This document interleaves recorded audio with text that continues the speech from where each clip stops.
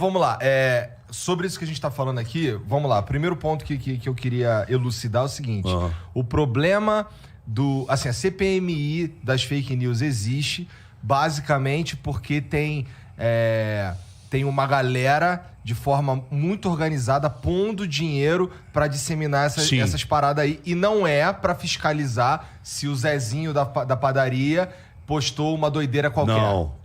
Não é para fiscalizar isso. O problema é que tem uma máquina para... É uma máfia. Para atacar a instituição. Tem uma máfia organizada para atacar as instituições. Para você que de repente é um ministro que tá para dar uma decisão, não é, Guga? Claro. Você tá para dar uma decisão, eles entram durante 15 dias em cima de você, que o ministro de repente fala, meu irmão,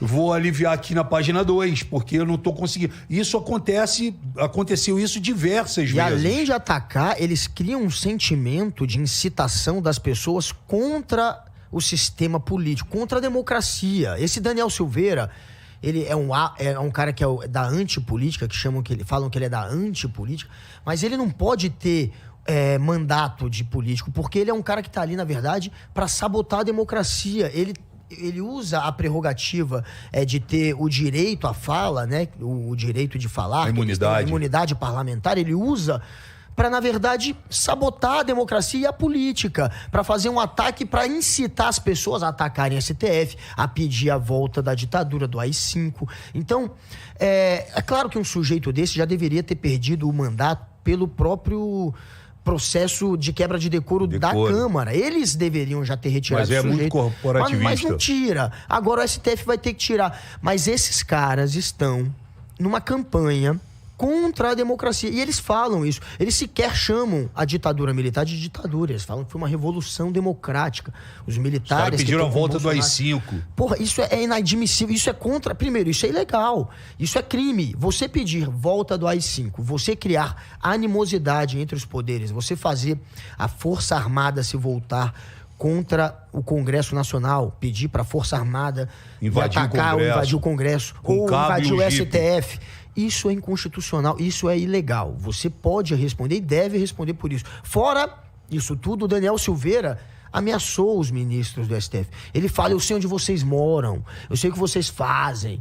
Bater em gato morto não é bater. Ele faz uma série de ameaças veladas ali, que é uma maneira de você atrapalhar o trabalho da justiça. E tudo isso só se sustenta, Igor, porque o governo aparelhou tudo, entendeu? Então é isso que ele estava falando. Mas é uma máfia contra a democracia. Os delegados que estão investigando, que de repente, por alguma infelicidade, dá uma entrevista e fala, olha, a gente está chegando ao ponto A, ele no dia seguinte ele é exonerado. Ou ele sai de São Paulo e vai para o Acre, ou ele vai para Belo Horizonte. Isso é um fato. Isso é um fato. Isso é fato. Aconteceu. Isso aconteceu várias vezes. Ele trocou todos... aliás, de 5 comandos da PF, ele trocou 20 superintendências ao todo. Então, os processos do Moro sair também, não é? O Moro, quando saiu, alegou, olha, ele está aparelhando a PF. E aí teve o processo para se ver se ele estava aparelhando ou não. E depois dele trocar 5 vezes o comando da PF, 20 superintendências, a conclusão da própria PF foi de que ele não aparelhou. E você, o Guga falou aqui várias aparelhagens, mas esquecemos do maior aparelhado, que é o Aras.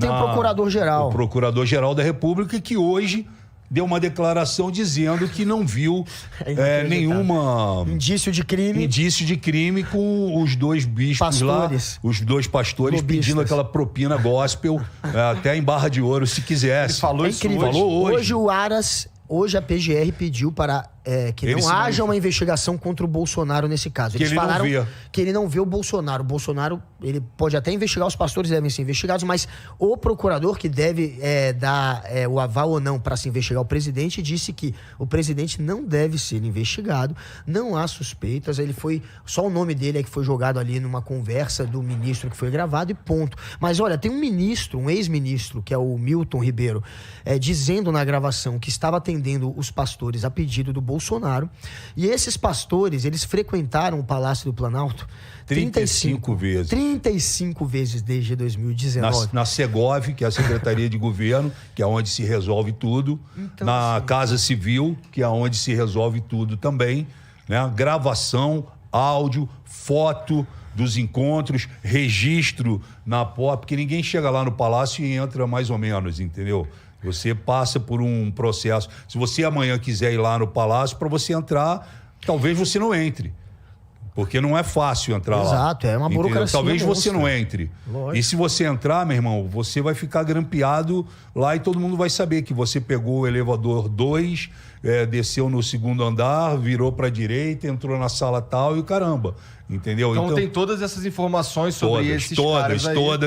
Todas, né? Que é o famoso bolsolão do MEC, né? Que ninguém esperava, né? Que fosse vir à tona. O cara pediu 1 quilo de ouro, não foi um O cara pediu 1 quilo de ouro, pediu para comprar 50 mil bíblias. A Bíblia, ela vinha inclusive com a foto do ministro. Os caras apelaram. Até a foto do ministro puseram na Bíblia, que era na mesma forma semana de passar dinheiro. Na mesma semana que os ônibus superfaturados das escolas, na mesma semana rurais. Que se descobriu que na terra, lá no Piauí, que é a terra do ministro, do chefe da Casa Civil, o Ciro Nogueira, existem 52 escolas que não foram construídas. As escolas fake. As escolas fakes, entendeu? Então, assim, existem vários escândalos. Eu me lembro que um dos cortes que vocês fizeram aqui no Flow, da primeira vez que eu vim aqui, foi justamente quando eu falava que aconteça o que acontecer, mas quando chegar lá no debate, o Bolsonaro não vai poder falar que ele combateu a corrupção no país. Esse discurso dele não existe. Não existe. Muito pelo contrário. São muitos problemas, processos e escândalos envolvendo a corrupção. O Bolsonaro é mais ou menos... Você tem quantos anos, irmão? 36. 36. Você assistiu o Papalégua, não assistiu? Então, você imagina, o Bolsonaro é o Papalégua. Sabe quando ele está num lugar assim que sai um jato de água aqui, ele bota a mão. Só que aí o jato sai desse lado, ele bota a outra. Aí o jato sai desse lado, ele bota o pé e ele vai fazer, bota a cara e o caramba, porque é assim, o governo dele toda hora explode uma parada, entendeu? É um ministro, é o outro, não, vamos deixar a boiada passar embaixo da mesa, entendeu? Porra, aquele discurso do Paulo Guedes. O Damares, brasileiro tem que se fuder, deixa todo mundo se fuder, Damares. Porra, vamos botar eles no bolso. Porra, isso é uma coisa que um ministro da Economia, cara, fale numa reunião de ministério com o presidente rindo dessa declaração. Isso daí tá em todo lugar. Só você botar aí o Paulo Guedes mandando o brasileiro se fuder, você vai ver. Entendeu? Então, a gente não está aqui... os dois vieram aqui criticar o Bolsonaro. A gente está aqui falando a real. Eu vivo lá dentro, respiro isso e vejo. E esse cara acompanha porque é jornalista, é apresentador, enfim, e está vivendo esse dia a dia. Às vezes tem até informações privilegiadas do que eu, sabe? Porque recebe telefonema de todo mundo... Então a gente está vivendo um momento no país muito estranho, cara, sabe? Com muitos escândalos, mas infelizmente as instituições ou as entidades, seja o que for, que deveriam investigar a fundo e dar uma resposta para a sociedade, elas estão aparelhadas. Então elas não vão chegar lá. Elas não vão dar o resultado que parte do Brasil espera que tem esse resultado, porque o cara aparelhou, meu irmão. O Igor vai me fuder, cara. Eu vou botar o Guga no lugar porque o Guga fecha comigo e é ele que vai chegar no final e vai falar, olha, eu investiguei, mas, o Frota tá limpo. Deixa o Frota aí.